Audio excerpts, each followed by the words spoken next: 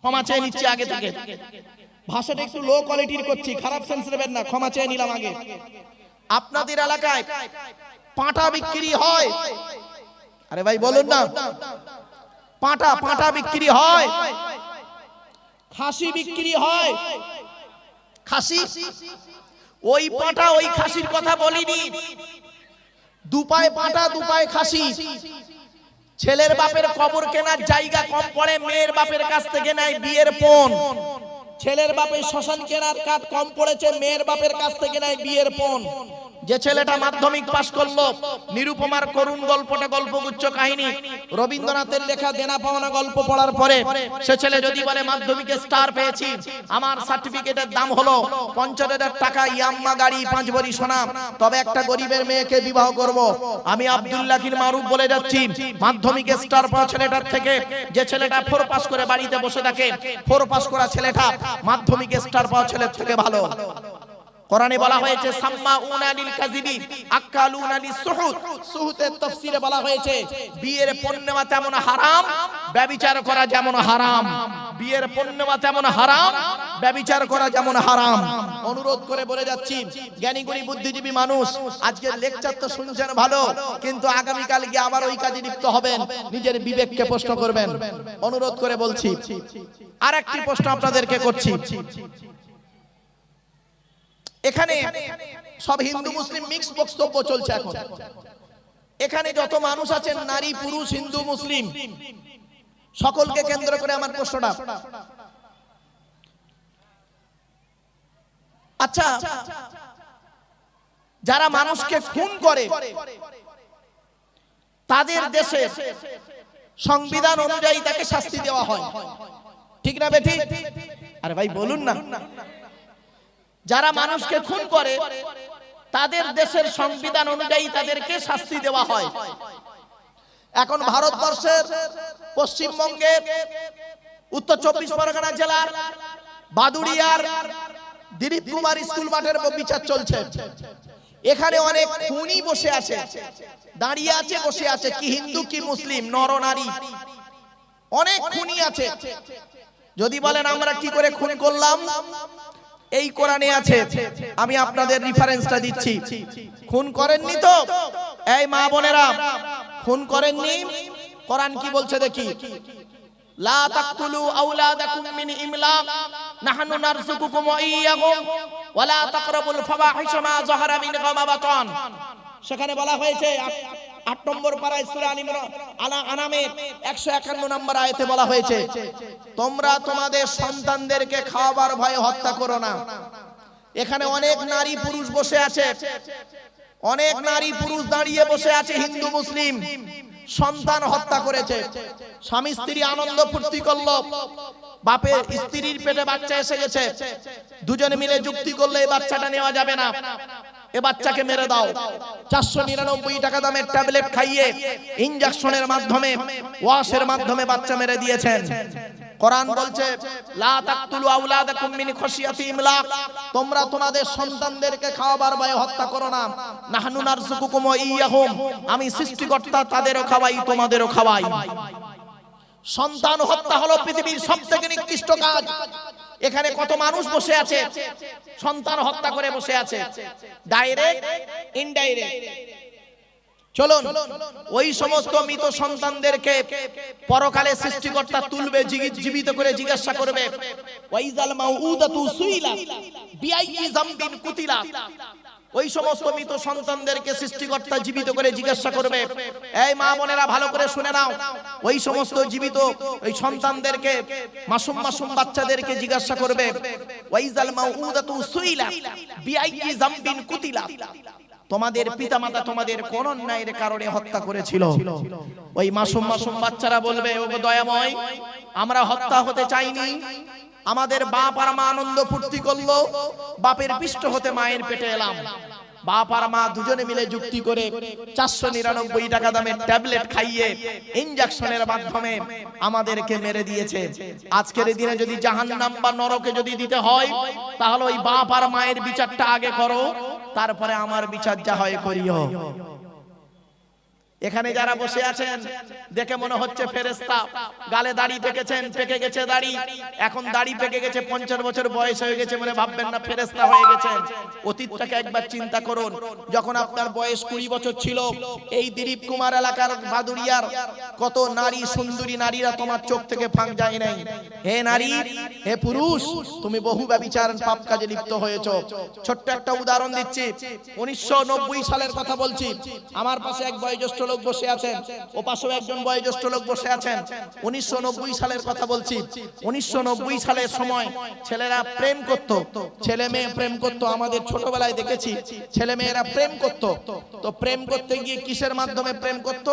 চিঠির মাধ্যমে প্রেম করত। চিঠি। এখন চিঠির মাধ্যমে আর প্রেম হয় না, এখন মোবাইলে, আধুনিক বিজ্ঞানের যুগে মোবাইলের মাধ্যমে প্রেম হয়। ভালো কথা। তখন প্রেম করত যুবক ছেলে, যুবতী মেয়ে। আর এখন প্রেম করছে কি শুনবেন? 2 ছেলের মা 4 ছেলের বাপের সঙ্গে পালাচ্ছে। ঠিক না বেঠিক? কি হিন্দু কি মুসলিম, 2 ছেলের মা 4 ছেলের বাপের সঙ্গে চলে যাচ্ছে। ছি ছি ছি ছি ছি, লজ্জা করা উচিত। কি হিন্দু কি মুসলিম। শুধু তাই নয়, আরো দেখেন যুবক ছেলেরা, এরা আবার প্রেম করে কাদের সাথে জানেন? বেশিরভাগ যুবক ছেলে যুবতী মেয়ের সঙ্গে প্রেম করতে ভালোবাসে না, পাড়ার বৌদি আর ভাবিদের ধরেছে। বাস্তবটাই বললাম, হয়তো শুনতে কথাটা খারাপ লাগলো, কিন্তু বাস্তব কথা। এজন্য আমি হিন্দু মুসলিম যুবকদেরকে বলবো, হে যুবক তুমি ফিরে এসো, হে যুবক তুমি ফিরে এসো, হে যুবতী নারী তুমি ফিরে এসো, যুবতী নারী তুমি ফিরে এসো, পাপ থেকে ফিরে এসো। একদিন তোমাকে শুতে হবে, একদিন তোমাকে মৃত্যুবরণ করতে হবে। চলো, সৃষ্টিকর্তা বলছে আমার নিদর্শনগুলো দেখ, আর একবার আমাকে সৃষ্টিকর্তা বলে ডাক দে, আমি তোর ডাকে সাড়া দেব। জোরে বলুন সুবহানাল্লাহ। আমার বাপেরা, এতক্ষণ আমি আপনাদেরকে জাস্ট আমার 8টা-10টা টাইম ছিল, প্রায় 9:45 পার হয়ে গেছে। আর কয়েক মিনিট আমি কমিটির কাছ থেকে নিচ্ছি সময়। আচ্ছা শোনেন, চলেন, এতক্ষণ আপনাদেরকে সৃষ্টিকর্তা সম্পর্কে সংক্ষিপ্ত ধারণা আপনাদেরকে দিলাম। এবার আসছি নবীদের আলোচনায় যাব। নবীদের আলোচনা তার আগে একবার কালেমায়ে তৈয়বা পড়ে নিন। লা ইলাহা ইল্লাল্লাহ, লা ইলাহা ইল্লাল্লাহ, লা ইলাহা ইল্লাল্লাহু মুহাম্মাদুর রাসূলুল্লাহ।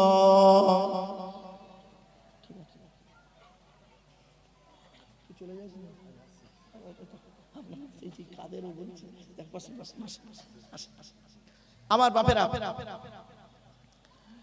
নবী সম্পর্কে আলোচনা এবার আমি আপনাদের কাছে করব। শুনে নিন, আল্লাহ সম্পর্কে কিছু আলোচনা করেছি এতক্ষণ, নবী সম্পর্কে আপনাদের কাছে কিছু আলোচনা করছি। শুনে নিন, খুব গুরুত্বপূর্ণ কথা।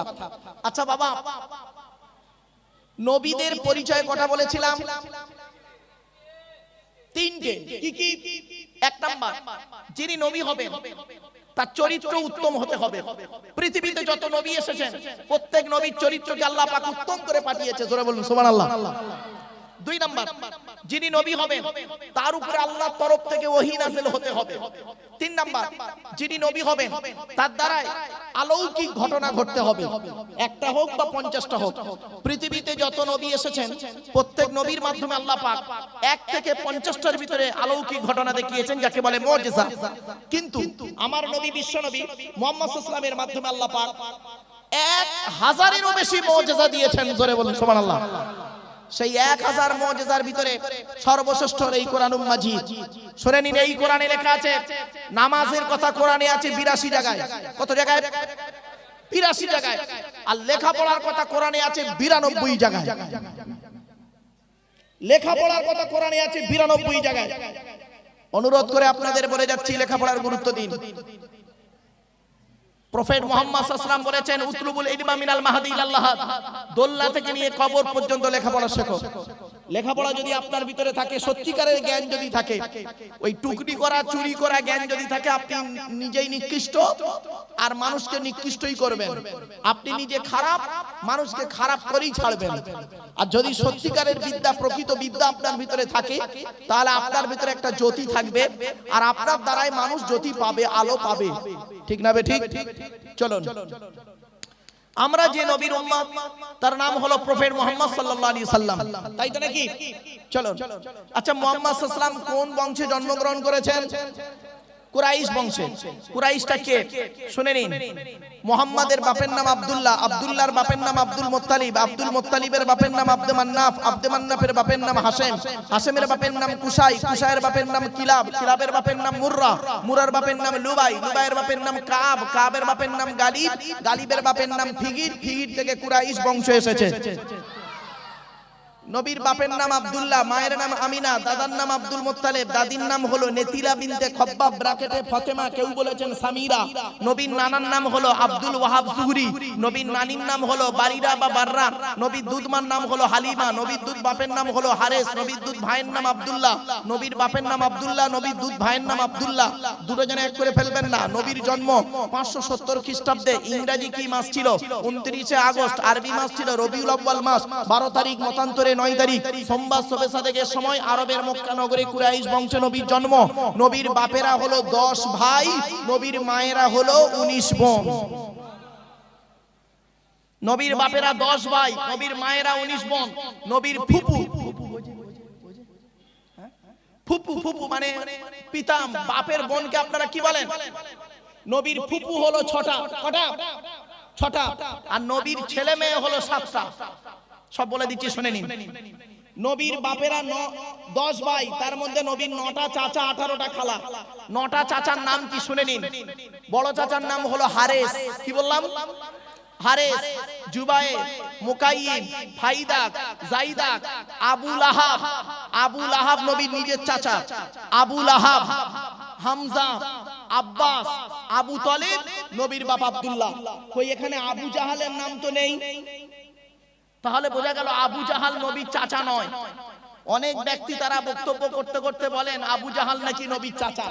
খবরদার বলবেন না, আবু জাহাল নবীর চাচা নয়। তাহলে আবু জাহালটা কে? ওর পরিচয়টা কি? আবু মানে পিতা, জাহাল মানে মূর্খ, মূর্খের পিতা। ঠিক আছে? ওর পরিচয় কি? ওর অরিজিনাল নাম হলো আমের বিন হিশাম। কি বললাম? আমের বিন হিশাম। ওর বাড়ি হলো সিরিয়ায়। ওর বাপ হলো একজন মেথর, মা হলো চরিত্রহীনা নারী। আর নবী ওর লানতের সার্টিফিকেট দিল মূর্খের পিতা। তাহলে কি দাঁড়ালো? যার নাম হলো আমের বিন হিশাম, যার বাড়ি হলো সিরিয়ায়, বাপ হলো মেথর, মা হলো চরিত্রহীনা নারী, আর নবী তার লানতের সার্টিফিকেট দিল মূর্খের পিতা। তুমি বক্তাটাকে নবী চাচা বলে ওয়াজ করলে, আর জনগণ তোমার কথাই সুবহানাল্লাহ বললো। একটু বিবেককে প্রশ্ন করুন। বাপেদের অনুরোধ করে বলে যাচ্ছে আবু জাহাল নবীর চাচা নয়। চলুন, প্রফেট মুহাম্মদ সাল্লাল্লাহু আলাইহি সাল্লাম, হিন্দু মুসলিম যারা বক্তব্য শুনছেন ভাইরা, প্রফেট মুহাম্মদ কাদের নবী? আচ্ছা, নবী মুহাম্মদ সাল্লাল্লাহু আলাইহি সাল্লাম কাদের নবী? জোরে বলুন। সবার নবী। তার দলিল কি? এই কোরআন। এই কোরআনই আছে। আল্লাহ বলছেন 9 নম্বর পারা 9 নম্বর পৃষ্ঠার 11 নম্বর লাইন, সূরার নাম সূরা আরাফ, আল কোরআন। কুল, নবী তুমি বলো, ইয়া আইয়ুহান নাস, হে মানব জাতি। আবার সেই হিন্দু মুসলমান আল্লাহ পার্থক্য করেনি। হে মানব জাতি, কুল ইয়া আইয়ুহান নাস, নবী তুমি বলো, হে মানব জাতি, ইন্নী রাসূলুল্লাহি ইলাইকুম জামিয়া, মুহাম্মদকে আল্লাহ বিশ্বের কুল কায়নাতের রাসূল করে পাঠিয়েছে। জোরে বলুন সুবহানাল্লাহ। তাহলে মুহাম্মদ সাল্লাল্লাহু আলাইহি ওয়াসাল্লামকে নিয়ে হিন্দু, মুসলিম, জৈন, ব্রাহ্মণ, খ্রিস্টান সকলে গবেষণা করতে পারেন। আমি সকল ধর্মের মানুষদেরকে আমি আহ্বান করছি, আপনারা পবিত্র কোরআনের বাংলা অর্থ, অনুবাদ, ব্যাখ্যাগুলো পড়ুন। শুধু তাই নয়, মুহাম্মদ সাল্লাল্লাহু আলাইহি ওয়াসাল্লামের জীবনীটা আপনারা বাংলায় বের হয়ে গেছে, সেগুলো পড়ুন, পড়লেই বুঝতে পারবেন। চলুন, কয়েক কটা উদ্ধৃতি আমি আপনাদেরকে পেশ করছি। 1 নাম্বার, প্রফেট মুহাম্মদ সাল্লাল্লাহু আলাইহি সাল্লাম সাধারণ মানুষের মতো তিনি একজন মানুষ ছিলেন না, পার্থক্য ছিলেন। তিনি মানুষ ছিলেন, আমি অস্বীকার করি না তিনি মানুষ নন, তিনি মানুষ, তিনি বাশার, তবে লাইসা কাল বাশারি। মুহাম্মদ সাল্লাল্লাহু আলাইহি ওয়াসাল্লাম বাশার, মুহাম্মাদুন বাশারুন, মুহাম্মদ সাল্লাল্লাহু আলাইহি ওয়াসাল্লাম একজন মানুষ, লাইসা কাল বাশারি। আমার আপনার মতো কোয়ালিটি কোয়ান্টিটির মানুষ তিনি ছিলেন না। ইয়াকুতুন হাজারুন, ইয়াকুত একটা পাথর, লাইসা কাল হাজারি, সাধারণ পাথরের মতো পাথর নয়। আপনারা হাতে আংটি ব্যবহার করেন, আংটিতে পাথর থাকে, আর বালির ভিতরেও পাথর পাওয়া যায়। ও পাথর ইও পাথর, দুটো কিন্তু এক নয়। অনুরোধ করে বলছি, মাঠে ফসল ফলানোর জন্য আপনারা ইউরিয়া বলে একটা সার ব্যবহার করেন, ইউরিয়া দেখেছেন তো? আর হোমিওপ্যাথি ওষুধ দেখেছেন? দুধ থেকে দুটো দেখতে এক লাগে না? দুটো খেয়ে দেখবেন, একটা খেলে সারবে, অপরটা খেলে সরবে। পার্থক্য এই জায়গাটায়। জ্ঞানীগুণী বুদ্ধিজীবী মানুষ, চলুন টু দি পয়েন্টের উপরে দু একটা কথা নবী সম্পর্কে বলে দিচ্ছি। প্রফেট মুহাম্মদ সাল্লাল্লাহু আলাইহি সাল্লাম তিনি যেদিন মায়ের পেট থেকে পৃথিবীর মুখ দেখলেন, সেই দিন ওই ঘরের ভিতরে চারটি অলৌকিক ঘটনা ঘটিয়েছিলেন। আমার ইচ্ছা ছিল আজকের এখানে কোরআনের একটি সূরা তাফসীর করব, কিন্তু পরিস্থিতি আমাকে সামাল দিল না, পরিস্থিতি আমাকে সুযোগ দিল না। সেই জন্য আমাকে করতে হলো কি, হিন্দু মুসলিম মিক্সড বক্তব্য এখানে করতে হলো। চলুন এবার আসছি, কথাগুলো একটু ফলো করবেন। সৃষ্টিকর্তা আমাদের দুটো হাত দিয়েছে, তাই তো? হাতগুলো একটু ছেড়ে দেন তো দয়া করে প্রত্যেকেই। প্রত্যেকের হাতগুলো দেখুন, আঙুলগুলো মোড়া। কারোর হাত এমন নেই, চ্যালেঞ্জ। প্রেসার দিলে এমন হবে, নইলে এমন। কেন? কোনোদিন ভাবলেন না? শুনে নিন, মানুষের জন্মগতভাবে হাত আসে মোড়া। কেন? আদম নবীকে সৃষ্টিকর্তা যেদিন তৈরি করেছিলেন, আদমের হাত দুটো ছিল মুঠো মারা। সৃষ্টিকর্তা বললেন, আদম হাত দুটো খোলো। আদম হাত দুটো খোলে, দুই হাতের তলায় দেখতে পেলেন নারী আর পুরুষ। সৃষ্টিকর্তাকে আদম জিজ্ঞাসা করলেন, ওগো দয়াময়, এরা কারা? সৃষ্টিকর্তা বললেন, আদম ওরা সব তোমার ছেলে মেয়ে। আদম আবার প্রশ্ন করলেন, ওগো দয়াময়, যদি এরা আমার ছেলে মেয়ে হয়, তাহলে এদেরকে আলাদা করলেন কেন? দুই হাতের তলায় করলেন কেন? বলা হলো, বাম হাতের তলায় যাদের দেখতে পাচ্ছ ওরা সব জাহান্নামী, নরকবাসী, আর ডান হাতের তলায় যাদের দেখতে পাচ্ছ ওরা সব জান্নাতি বা স্বর্গবাসী। এখন আপনি এখানে বসে বসে চিন্তা করুন, আপনার তকদিরটা আদমের ডান হাতের তলায় না বাম হাতের তলায়, কোনো গ্যারান্টি দিতে পারবেন না। সারাটা জীবন ভালো ভালো কাজ করেছে, মরণের ঠিক কয়েক বছর আগে এমন কিছু কাজ করে গেছে যেটা একদম নরকবাসীদের মতো কাজ। আবার সারা জীবন খারাপ কাজে লিপ্ত ছিল, মরণের কয়েক বছর আগে কোন একজন ব্যক্তির, মহান ব্যক্তির হাতে, আল্লাহওয়ালা মানুষের হাতে হাত দিয়ে আল্লাহওয়ালা হয়ে কবরে গিয়েছে। ঠিক না বেঠিক? এরকম বহু বহু বহু প্রমাণ আছে, আমি আপনাদেরকে বলতে পারবো ইনশাআল্লাহ। চলো, আমার আলোচনা ওদিকে নয়, আবার ব্যাকে এলাম। তো প্রফেট মুহাম্মদ সাল্লাল্লাহু আলাইহি সাল্লামের মা আমিনা বর্ণনা করছেন, আমার বাচ্চা মুহাম্মদ যেদিন পৃথিবীর মুখ দেখলো, সেদিন চারটে অলৌকিক ঘটনা ঘটলো। কয়টা বাবা? চারটে। কি কি?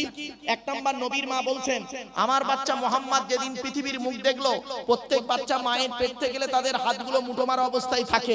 আমার বাচ্চা মুহাম্মদকে লক্ষ্য করে দেখি, বাচ্চার হাত দুটো মুঠো মারা অবস্থায় ছিল না রে, বাচ্চার হাত দুটো মোনাজাত অবস্থায় ছিল। দুই নাম্বার, প্রত্যেক বাচ্চা মায়ের পেট থেকে গেলে চিৎকার করে কেঁদে ওঠে। আমার বাচ্চা মুহাম্মদ দেখলাম মায়ের পেট থেকে যখন এলো, বাচ্চা চিৎকার করে কেঁদে ওঠেনি, বাচ্চার কপালটা মাটিতে সাজদা অবস্থায় ছিল। তিন নাম্বার, প্রত্যেক বাচ্চা মায়ের পেট থেকে যখন পৃথিবীর মুখ দেখে, লক্ষ্য করে দেখা যায় বাচ্চার নাভির সঙ্গে মায়ের নাভিটা জোড়া থাকে, ডাক্তার বা নার্সের মেয়েরা কেটে দিয়ে বেঁধে দেয়। আমার বাচ্চা মুহাম্মদকে লক্ষ্য করে দেখি, বাচ্চা মায়ের পেট থেকে নাড়ি কাটা অবস্থায় আল্লাহ পাঠিয়েছে। চার নাম্বার, প্রত্যেক বাচ্চা মায়ের পেট থেকে পৃথিবীর মুখ যখন দেখে, পুত্র সন্তান হলে 12 বছর বয়সের ভিতরে আপনারা তাকে খাতনা বা মুসলমানি করেন, পুরুষ লিঙ্গের আগার চামড়া কেটে বাদ দেন, তাই তো? নবীর মা আমিনা বলছেন, আমার বাচ্চা মুহাম্মদ যেদিন জন্মগ্রহণ করলো, লক্ষ্য করে দেখি বাচ্চা মায়ের পেট থেকে আল্লাহ খাতনা অবস্থায় পাঠিয়েছে। এরপরে নবী মুহাম্মদ সাল্লাল্লাহু আলাইহি সাল্লাম করলেন কি, হালিমা নামক এক মহিলার দুধ পান করেছিলেন, হিন্দু মুসলিম ইতিহাসে পড়েছেন, তাই তো? হালিমার ঘরে দুধ পান করতে গিয়ে হালিমার ডান দিকের স্তনটা নবী মুহাম্মদ সাল্লাল্লাহু আলাইহি সাল্লাম পান করতেন, হালিমার বাম দিকের স্তনটা কোনোদিন পান করেনি মুহাম্মদ সাল্লাল্লাহু আলাইহি সাল্লাম। তো একদিনের একটা ঘটনা, হালিমা তার স্বামীকে বলছে, প্রাণের স্বামী, এত বাচ্চার দুধ খাইয়েছি, এই বাচ্চাটা ব্যতিক্রম। বলছে কি ব্যতিক্রম? বলছে এই বাচ্চাটা আমার ডান দিকের স্তনটা পান করে, বাম দিকটা পান করে না।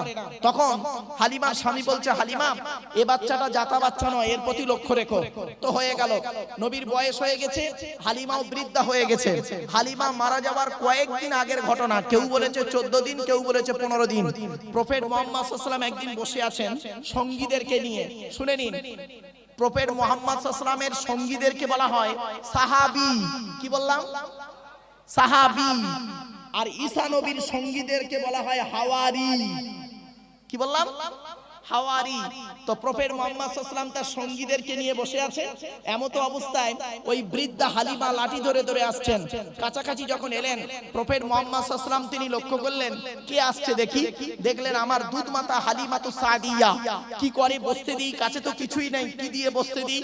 তখন নবী কি করেছিলেন, কি প্রফেট মুহাম্মদ সাল্লাল্লাহু আলাইহি ওয়াসাল্লাম করেছিলেন কি, তার গায়ের চাদর মোবারকটা, নিজের গায়ের চাদর মোবারকটা খুলে হালিমাকে বিছিয়ে দিলেন বসতে। জোরে বলুন।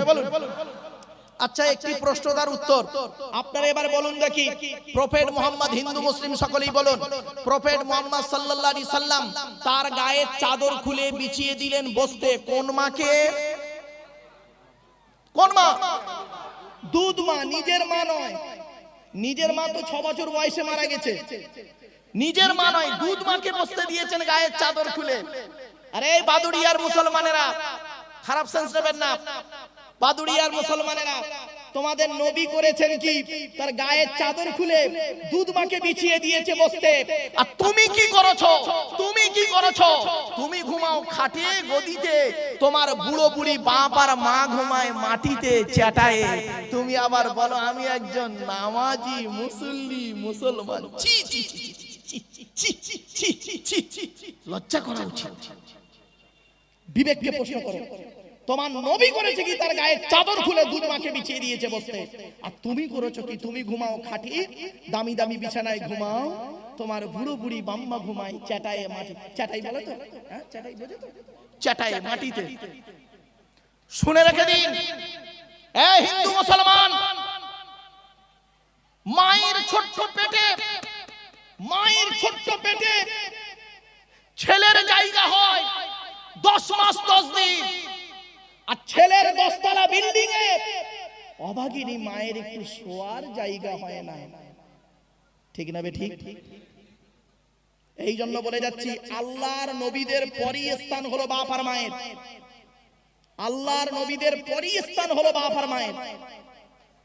বাপের প্রতি ভক্তি শ্রদ্ধা নাই, মায়ের প্রতি ভক্তি শ্রদ্ধা নাই। তুমি আমার বক্তব্য শুনবে? ছি ছি ছি ছি ছি, it is very impossible matter. চলুন এগিয়ে যাচ্ছি বাপ। এবার আসছি, প্রফেট মুহাম্মদ সাল্লাল্লাহু আলাইহি ওয়াসাল্লামকে প্রশ্ন করছে হালিমা, বাবা মুহাম্মদ একটা প্রশ্ন করব। কি মা? বলছে বাবা তোমার মা আমিনা যখন তোমাকে আমার কোলে দিল দুধ খাওয়ানোর জন্য, সেই দিন থেকে তুমি যতদিন দুধ পান করেছো আমার ডান দিকের স্তনটা পান করেছো বাবা, বাম দিকটা কোনোদিন পান করোনি কেন বাবা? আমার নবী নিজের থেকে কোনো কথা বলতেন না, মা ইয়ানতুকু আনিল হাওয়া ইন হুয়া ইল্লা ওয়াহিয়ুন ইউহা। নবী চুপ করে আছেন। কিছুক্ষণ পরে নবীজি মাথাটা তুলে বলছে, মা সৃষ্টিকর্তা আল্লাহ পাক আমাকে আপনার ডান দিকের স্তনটা পান করিয়েছেন, তাই পান করেছি, বাম দিকটা পান করায়নি, তাই পান করিনি। তো বলছে বাবা ওটা তো শেষ কথা, কারণটা কি? কারণটা কি? বলেছিলেন, মা আমি আপনার ডান দিকের স্তনটা পান করতাম, আমার দুধ ভাই আব্দুল্লাহ আপনার পেটের ছেলে, সে বাম দিকটা পান করত। আমি যদি সাধারণ ছেলেদের মতো ডান দিক বাম দিক দুটোই পান করতাম, ভাইয়ের হক মারা হতাম। মুহাম্মদকে আল্লাহ কোনদিন মায়ের পেট থেকে ভাইয়ের হক মারতে পাঠায়নি। জোরে বলুন এ মুসলমান, সুবহানাল্লাহ তো বললে জোরে। বিবেককে প্রশ্ন করো, তুমি কি করেছো? তুমি কি করেছো? বাপ মারা গেছে, বাপ মারা গেছে, বড় ভাই বেঁচে আছে, ছোট ছোট ভাইদের সম্পত্তি নিজের নামে রেকর্ড করে নিয়ে বসে আছে, উনি আবার হাজী সাহেব মাওলানা সাহেব।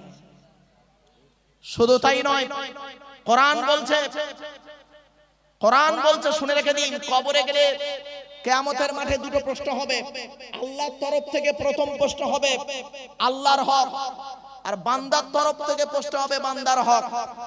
আল্লাহর তরফ থেকে যে প্রশ্ন হবে সে প্রশ্নটা থাকবে নামাজ পড়েছিস কিনা, রোজা রেখেছিস কিনা, ইত্যাদি ইত্যাদি। আর বান্দার তরফ থেকে যে প্রশ্নটা করা হবে, তুই তোর আত্মীয়তার বন্ধন বিচ্ছেদ করেছিলিস না আত্মীয়তার বন্ধনকে ঠিক রেখেছিলিস, তোর ভাইয়ের সঙ্গে তোর সম্পর্ক ভালো ছিল, এইটাই তোর বিচার হবে। অনুরোধ করে আপনাদের বলে যাচ্ছি, প্রফেট মুহাম্মদ সাল্লাল্লাহু আলাইহি সাল্লাম বলেছেন, মান কানা ইউমিনু বিল্লাহি ওয়াল ইয়াউমিল আখির ফালা ইউজি জারাহু। প্রফেট মুহাম্মদ সাল্লাল্লাহু আলাইহি সাল্লাম বলেছেন, যে ব্যক্তি 100% পরকালকে বিশ্বাস করতে চায়, সৃষ্টিকর্তাকে 100% বিশ্বাস করতে চায়, সে যেন পাড়া প্রতিবেশীর উপকার করে। কি হিন্দু কি মুসলিম দেখার কোনো দরকার নেই। আহসিন ইলা জারিকা, নবী বলেছেন, আহসিন ইলা জারিকা তাকুম মুমিনান, প্রতিবেশীর উপকার করো তবেই তুমি মুমিন মুসলমান। হে মুসলমান, হে মুসলমান, তোমার বাড়িতে একটা গাড়ি আছে, 4 চাকা গাড়ি, তোমার পাশের বাড়ি হিন্দু একজন বন্ধু, তার স্ত্রীর পেটের বাচ্চা প্রসব বেদনায় ছটফট করছে, তোমার বাড়ির গাড়িটা বের করে তাকে নিয়ে হসপিটালে ছোট, আল্লাহকে ওই জায়গায় পেয়ে যাবে, ওই জায়গায় আল্লাহকে পাবে। শুধু তাই নয়, নবীজি বলেছেন, লাইসাল মুমিনুল্লাযী ইয়াসমাউ ওয়া জারুহু জায়ুন ইলা যামবিহি। নবী করিম সাল্লাল্লাহু আলাইহি সাল্লাম বলেছেন, তুমি আলাও পোলাও করে খাও, পাশের গরীব ভাইটা অনাহারে পড়ে থাকে, ওই ব্যক্তি কোনোদিন মুসলমান বলে দাবি করতে পারে না। কিছু বুঝতে পারছেন? আরেকটা কথা আপনাদের বলে যাচ্ছি, হিন্দু মুসলিম, আমি জানি আমি যে জায়গায় বসে বক্তব্য রাখছি, আমার এই বক্তব্যগুলো, যেহেতু আমি একজন ওয়ার্ল্ড হিউম্যান রাইটস কাউন্সিলের একজন ন্যাশনাল প্রেসিডেন্ট, আমার বক্তব্যকে নিয়ে অনেক চিন্তা ভাবনা চলবে। শুনে রেখে দিন, ইসলাম ধর্মের মানবতাটা কি, প্রফেট মুহাম্মদ সাল্লাল্লাহু আলাইহি ওয়াসাল্লামের মানবতাটা কেমন শুনে নিন। তিনি বললেন, সংখ্যাগুরু মুসলিম এলাকায় সংখ্যালঘু অমুসলিমরা যদি সংখ্যাগুরু মুসলিমদের দ্বারাই যদি অত্যাচারিত হয়, আমি মুহাম্মদ সাল্লাল্লাহু আলাইহি সাল্লাম কিয়ামতের মাঠে মুসলমানদের বিরুদ্ধে আল্লাহর কাছে মামলা করব। ছোট্ট একটা উদাহরণ দিচ্ছি।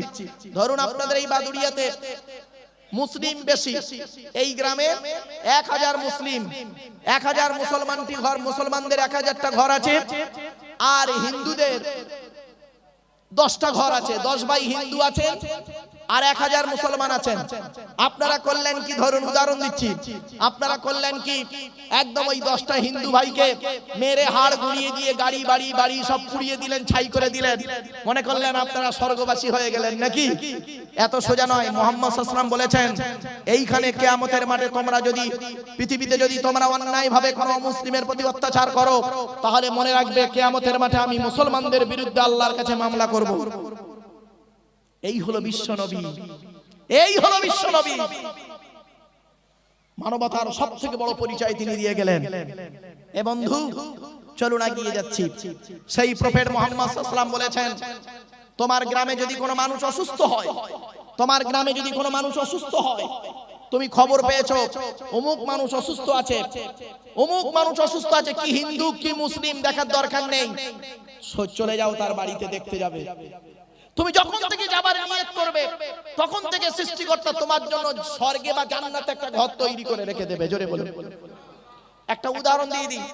মুহাম্মদ সাল্লাল্লাহু আলাইহি ওয়াসাল্লামের কাছে একটা অমুসলিম ছেলে আসতো, মুহাম্মদ সাল্লাল্লাহু আলাইহি ওয়াসাল্লামের কাছে একটা অমুসলিম ছেলে আসতো প্রফেট মুহাম্মদ সাল্লাল্লাহু আলাইহি ওয়াসাল্লামের কথা শোনার জন্য। তো বেশ কয়েকদিন ছেলেটি আসে না। তো মুহাম্মদ সাল্লাল্লাহু আলাইহি ওয়াসাল্লাম তার সঙ্গীদেরকে বলছেন, এই ওই অমুসলিমদের ছেলেটা আর আসছে না কেন? তা বলছে, হুজুর ও ঠিক বলতে পারছি না তো। বলছে, ওর বাড়িটা কোথায় বলতে পারবে? দয়ার নবী কাকে বলে দেখে নি, হিন্দু মুসলিম শিখে নিন মুহাম্মদ সাল্লাল্লাহু আলাইহি ওয়াসাল্লাম ব্যক্তিটা কে। তো বলছেন, বলে ওর বাড়ি অনেক দূর। বলছে, একটু ওর বাড়ির সন্ধানটা আমাকে দেবে, আমি ওর বাড়িতে যাব। মুহাম্মদ সাল্লাল্লাহু আলাইহি ওয়াসাল্লাম করলেন কি, তার বাড়িতে গেলেন। তার বাড়িতে যেতে তার মা হলো অমুসলিম, ছেলেটাও অমুসলিম, বাপ অমুসলিম। ছেলেটির মা বলছে, বাবা আমার কপাল, আমার কপাল, আমার বাড়িতে আল আমিন এসেছে। নবীর একটা নাম ছিল আল আমিন, সত্যবাদী। প্রফেট মুহাম্মদ সাল্লাল্লাহু আলাইহি ওয়াসাল্লাম জীবনে কোনোদিন মিথ্যা কথা বলেনি। আমার বাড়িতে আল আমিন এসেছে, আল আমিন, বসো বাবা, বসো বসো। তখন নবীজি বলেছিলেন, মা আজ আর বসবো না, এসেছি আপনার ছেলের কাছে। আপনার ছেলে কোথায়? বলছে বাবা কয়েকদিন জ্বরে ভুগছে, ওই ঘরটার ভিতরে আছে। মুহাম্মদ সাল্লাল্লাহু আলাইহি ওয়াসাল্লাম তার কাছে গেলেন, মাথার ধারে বসলেন, বসে বলছেন দেখো তোমার বিনা অনুমতিতেই তোমার বাড়িতে চলে এসেছি। কেন জানো? তুমি কয়েকদিন আমার কাছে গিয়েছিলে, একটা অন্তরের ভালোবাসা তোমার সঙ্গে জন্ম হয়ে গেছে, এই জন্য তোমাকে কয়েকদিন দেখতে পাইনি, মনটা একটু কাঁদছিল, তাই আমি তোমাকে না জানি তোমার বাড়িতে চলে এসেছি। আজ আসি, আজ উঠলাম, আমার সৃষ্টিকর্তা আল্লাহ পাক চাইলে তোমার শরীরকে ভালো করে দেবে, সময় পেলে আমার এখানে এসো, দেখা করে যেও। এই বলে নবীজি ছেলেটির কাছ থেকে চলে এলেন। ছেলেটি সুস্থ হলো। কয়েকদিন পরে এসে ছেলেটি এসে বলছে কি জানেন? ছেলেটি এসে বলছে, হে আল্লাহর নবী, হে আল্লাহর নবী, আমি তাওরাত কিতাবে পড়েছিলাম, তাওরাত কিতাবে পড়েছিলাম পৃথিবীর শেষ লগ্নে একজন নবী আসবে, তার ভালোবাসা, তার ব্যবহার, তার চরিত্র সারা পৃথিবীর মানুষকে মুগ্ধ করবে। অতএব আপনার ব্যবহার আমার মনকে মুগ্ধ করেছে, আজই আমি ইসলামের কালেমা পড়ে মুসলমান হয়ে গেলাম। এরই নাম ইসলাম। চলো প্রফেট মুহাম্মদ সাল্লাল্লাহু আলাইহি ওয়াসাল্লাম সম্পর্কে আরো অনেক তথ্য, কটা তথ্য দেব। প্রফেট মুহাম্মদ সাল্লাল্লাহু আলাইহি ওয়াসাল্লাম বলেছেন, ওই ব্যক্তি কোনোদিন মুসলমান বলে দাবি করতে পারে না যে নিজের ভাইয়ের সঙ্গে দ্বন্দ্ব করে থাকে। যে ব্যক্তি 3 দিনের বেশি কথা না বলে একে অপরের সঙ্গে, মুসলমানের সঙ্গে যদি কথা না বলে, ওই ব্যক্তি কোনোদিন মুসলমান বলে দাবি করতে পারে না। 3 দিন তো দূরের কথা, 30